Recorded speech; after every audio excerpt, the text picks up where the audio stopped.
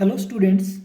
तो चलिए हम लोग इस वीडियो में स्टार्ट करते हैं चैप्टर फर्स्ट से रिलेटेड 1.3 का question number 1। Prove that root 5 is an irrational number. कि रूट 5 है वो एक इरेशनल नंबर है, ये हमें प्रूव करना है। तो ये क्वेश्चन बहुत ही ज़्यादा इंपॉर्टेंट है, चाहे HBSE बोर्ड है चाहे CBSE बोर्ड है, दोनों में ये पूछा जाता है। तो यहाँ पे क्या आ सकता है, रूट 5 की जगह रूट 2 आ सकता है आपका, या रूट 3 भी आ सकता है, या रूट 5 या रूट 7। इस टाइप के क्वेश्चन हर बार एग्जाम के अंदर पूछे जाते हैं।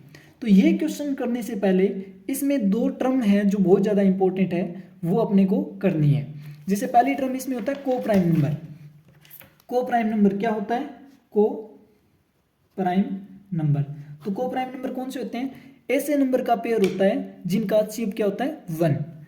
जैसे यहाँ पे हो सकता है 2 और 3। 2 और 3 में कॉमन क्या आ रहा है? ओनली 1 आ रहा है, तो इनका HCF क्या हो गया? HCF हो गया 1। तो एक टर्म हमें ये याद रखनी है कि इसमें को प्राइम अपने को अप्लाई करना होता है। तो आपको पता होना चाहिए कि को प्राइम नंबर होते कौन से हैं। तो ऐसे नंबर जिनमें क्या होता है, जिनका HCF क्या होता है? 1 होता है, उन्हें क्या बोला जाता है? को प्राइम नंबर। दूसरा इसमें एक थ्योरम आती है कि अगर कोई अपने पास प्राइम नंबर है, ठीक है, तो वो अगर किसी नंबर की स्क्वायर को डिवाइड कर रहा है तो वो उस नंबर को भी डिवाइड करेगा। जैसे कुछ समझ में नहीं आया होगा, इसमें एक थ्योरम है आपकी बुक में, ठीक है, तो वही थ्योरम है। प्राइम नंबर, सबसे पहले आप बात आती है कि प्राइम नंबर कौन से होते हैं। प्राइम नंबर कौन से होते हैं? ऐसे नंबर जिनके ओनली 2 फैक्टर होते हैं, उन्हें क्या बोला जाता है? Prime number. या फिर ऐसे भी बोल सकते हैं कि ऐसे नंबर जो खुद और 1 को छोड़कर किसी भी दूसरे नंबर से ना डिवाइड हो, उसे क्या बोला जाता है? Prime number. जैसे 2 हो गया, 3 हो गया, 5, 7, 11।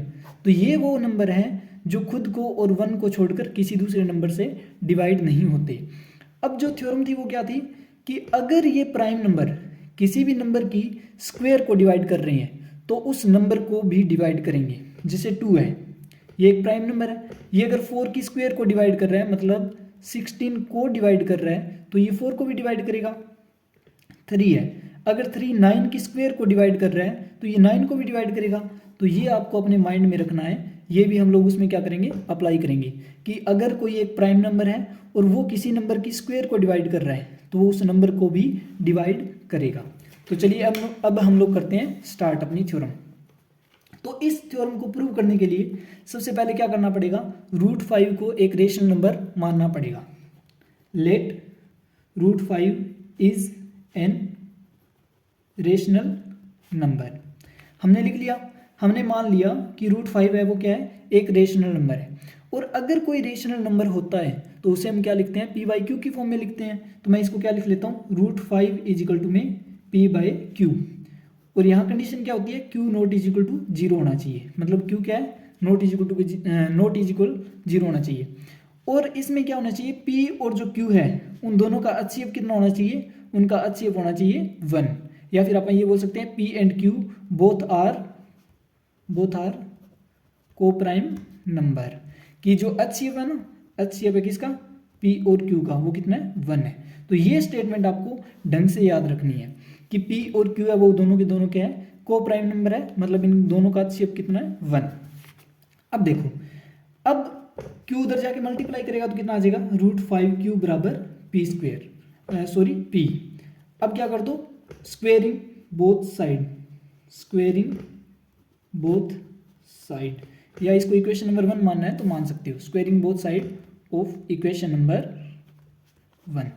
स्क्वेयरिंग करोगे तो कितना आएगा? रूट 5 क्यू की होल स्क्वायर बराबर में पी की स्क्वायर। अब देखो, रूट 5 की स्क्वायर करोगे तो क्या आ जाएगा अपने पास? रूट 5 मल्टी में रूट 5 और मल्टी में क्यू की स्क्वायर करोगे तो क्यू स्क्वायर आ गया, और बराबर क्या आ गया? P square. रूट 5 की जब रूट 5 के साथ मल्टीप्लाई करेंगे तो कितना आ जाएगा? 5 क्यू स्क्वायर बराबर कितना आ गया? P square. और अगर यहाँ 5 मल्टीप्लाई में उधर जाके क्या हो जाएगा? डिवाइड, तो क्यू स्क्वायर कितना आ गया?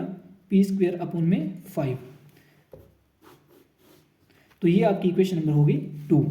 अब आप लोग इसमें थ्योरम अप्लाई करोगे। कौन सी थ्योरम? अब देखो, यहाँ क्या मतलब है? यहाँ 5 है वो पी स्क्वायर को डिवाइड कर रहा है, तो 5 ऑब्वियसली बात है क्या पी को भी डिवाइड करेगा। तो क्या लिखेंगे यहाँ पे? पी स्क्वायर इज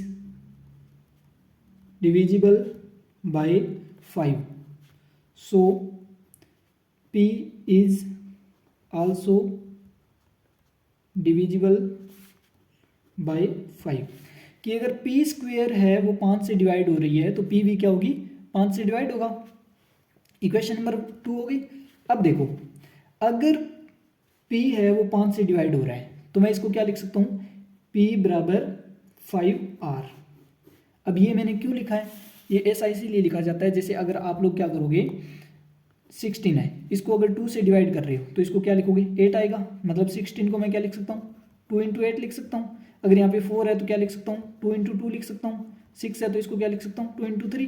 तो मतलब कोई भी नंबर जो 2 से डिवाइड हो रहा है मैं उसे क्या लिख सकता हूँ, 2 इंटू में आगे कुछ भी लिख सकते हो। जैसे 16 है तो 8 लिख दिया, 4 है तो 2 लिख दिया, 6 है तो 3 लिख दिया।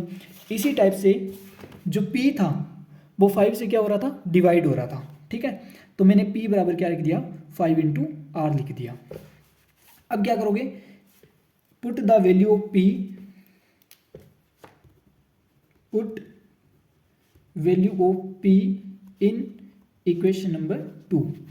अब जो p की वैल्यू है वो आप क्या यहाँ इक्वेशन नंबर 2 के अंदर पुट कर दो तो कितना आएगा, क्यू स्क्वेयर बराबर में 5r की स्क्वेयर आ जाएगी और डिवाइड बाई कितना आ गया, 5।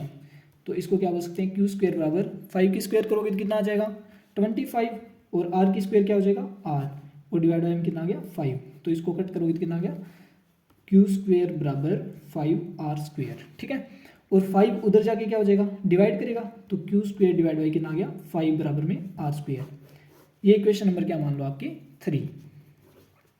अब देखो, अब यहाँ क्या आ गया अपने पास, क्यू स्क्वेयर 5 से डिवाइड हो रहा है तो क्यू भी क्या होगा, 5 से डिवाइड होगा। तो अब हम वापस इस थ्योरम का यूज करेंगे, क्या,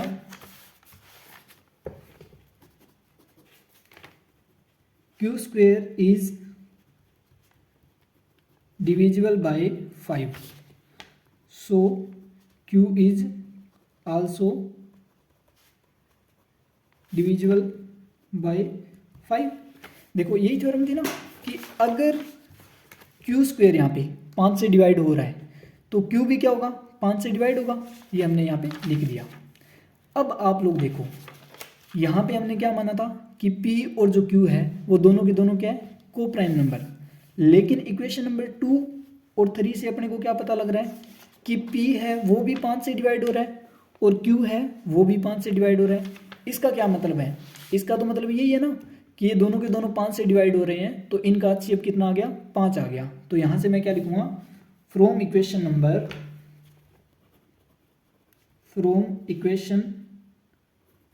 2 and 3, from equation number 2 and 3 HCF of PQ is 5। HCF यहाँ से क्या आ गया, इसका 5 आ गया। लेकिन हमने क्या एज्यूम किया था, हमने तो ये माना था ना कि इन दोनों का HCF है वो कितना है, 1। लेकिन यहाँ क्या आ गई, कॉन्ट्राडिक्शन आ गई ना। क्यों, क्योंकि यहाँ पे तो HCF 5 आ गया। तो इसका मतलब सो आवर assumption इज रोंग, मतलब जो हमारा मानना था वो क्या था, गलत था। इसी टाइप से इसीलिए हम क्या लिख सकते हैं, यहाँ पे लिख देना hence this is contradiction, so it is contradiction. मतलब ये क्या हो गया, सारा कुछ मानना ही गलत हो गया और कंट्राडिक्शन हो गया। तो क्या बोलेंगे, so hence √5 is an irrational number. ठीक है, अब ये क्वेश्चन एक बार दोबारा देख लो। देखो इसमें क्या था, हमने ये बोला था कि √5 क्या है, एक इरेशनल नंबर है, ये हमें प्रूव करना था, इरेशनल नंबर। तो हमने क्या मान लिया, पहले तो √5 है वो क्या है, एक रेशनल नंबर है। अब रेशनल नंबर है तो इसको क्या लिख सकते हैं, p/q की फॉर्म में लिखेंगे। अब p/q की फॉर्म में लिखेंगे तो रेशनल नंबर में कंडीशन होती है नीचे वाला 0 नहीं होना चाहिए। और हमने यहाँ पे क्या मान लिया कि p और q है वो क्या है, को प्राइम नंबर है, मतलब उनका HCF कितना होना चाहिए, 1 होना चाहिए। तो अब इस इक्वेशन को q को हम लोग उधर ले गए और हमने क्या कर दिया, इधर डिवाइड था उधर मल्टीप्लाई, तो हमने इस इक्वेशन को क्या कर दिया, स्क्वेयरिंग कर दिया बोथ साइड। जैसे ही आप लोगों ने स्क्वेयर किया तो यहाँ पे कितना आ जाएगा, 5q स्क्वेयर बराबर p स्क्वेयर आ जाएगा, और 5 इधर आके डिवाइड हो जाएगा क्योंकि यहाँ मल्टीप्लाई में है। तो अब यहाँ पे हमने क्या किया, थ्योरम अप्लाई की, क्या, अगर पी स्क्वेयर 5 से डिविजिबल है तो पी भी 5 से डिविजिबल होगा, तो मैं पी को क्या लिख सकता हूँ 5 इंटू आर लिख सकता हूँ, और ये जो वैल्यू इस इक्वेशन के अंदर पुट कर दी। ठीक है, तो यहाँ से इसमें पुट करते ही अपने पास क्या आ गया, क्यू स्क्वेयर बराबर 5r की होल स्क्वेयर डिवाइड बाई में 5, फिर इसकी स्क्वेयर की तो 25 और r की स्क्वेयर r हो जाएगी और 5, अब इसको कट कर दो, 5 5 जा 25, तो यहाँ पे कितना आ गया 5r, और यहाँ 5 मल्टीप्लाई में था, यहाँ की क्या हो जाएगा डिवाइड, फिर यहाँ पे वापस आपा ने क्या कर दी, थ्योरम अप्लाई कर दी। थ्योरम अप्लाई करते ही हम लोग बोल सकते हैं कि इन दोनों का आच्छेप वो कितना आ गया 5, लेकिन हम लोग मान के ये चले थे कि इन दोनों का आच्छेप कितना है 1 है, तो यहाँ पे आच्छेप 5 आते ही हम लोग ये बोल सकते हैं कि यहाँ पे क्या आ गई, कंट्राडिक्शन आ गई, और हमारा जो अजम्पशन था, जो हम लोगों ने माना था वो क्या है, वो गलत है। तो यहाँ से आप लोग लिख सकते हो hence √5 is an irrational number. अगर आपके पास √5 की जगह √3 आता है, √2 आता है, ठीक है, तो आप उसको क्या है थोड़ा थोड़ा चेंज कर सकते हो। जैसे यहाँ पे 2 की स्क्वायर हो जाएगी, √2 की स्क्वायर कर दोगे तो 2 आ जाएगा, और यहाँ पे 2r लिख लोगे। ठीक है, इसमें उसी अकॉर्डिंग चेंज कर लेना। अगर आप लोगों को ये सारा कुछ समझ आया हो बढ़िया तरीके से, और अगर कुछ दिक्कत लगी हो, ठीक है, तो मेरे को कमेंट्स में बता देना, और लाइक शेयर और कमेंट्स करना बिल्कुल भी मत भूलना, और चैनल को सब्सक्राइब जरूर करना है। Thank you.